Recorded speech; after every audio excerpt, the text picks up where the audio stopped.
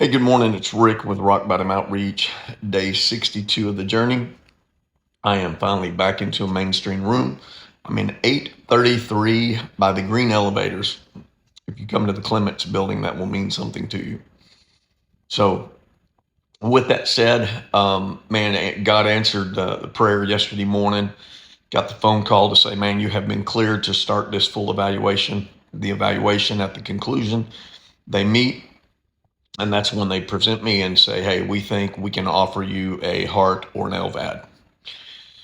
And so when I got that phone call, I actually cried because I was so afraid that, there was going to be another roadblock and I was going to be sent home without doing what we needed to do. And obviously that did not happen. So thank you all for your prayers. But a guy named Ryan called soon after that phone call and he said, I need to meet with you. So I met with him, had to go through this whole packet explaining the process, and there's a lot to it, explaining the battery of tests, and there are a ton of those.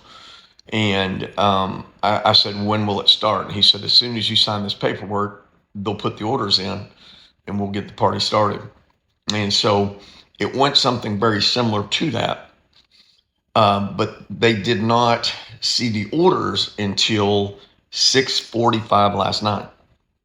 And so there's a shift change at 7. So the nurse is scrambling around and she basically is like, it had to transfer it over to the next shift. And so it was a fairly young nurse.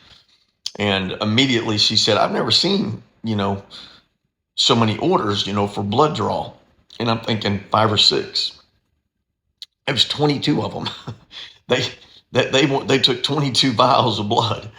And I'm like, man, you better get some orange juice ready. I don't mind giving blood, but I've never given that much. And she said, I've never seen someone give that much. And so I was wiped out afterwards. I mean, I'm talking, I drank that orange juice and I'm like, hey, I'm going to go lay down. But here's the deal. I was like, look, here we are, man. I'm going to do whatever I got to do to get to where we need to go. And so like, all right, God, be with me. And he is. With that said, don't you want to fulfill God's purpose in your life? I'm hoping the answer is yes. And the answer is yes. Here's the deal. You can't dictate what it's going to look like and if it's going to be painful or not. A lot of times we're like, I want to fulfill your purpose, but as long as it's easy. And it does not work that way. Look at Jesus on the cross and the pain he endured so that his Father's will could be done.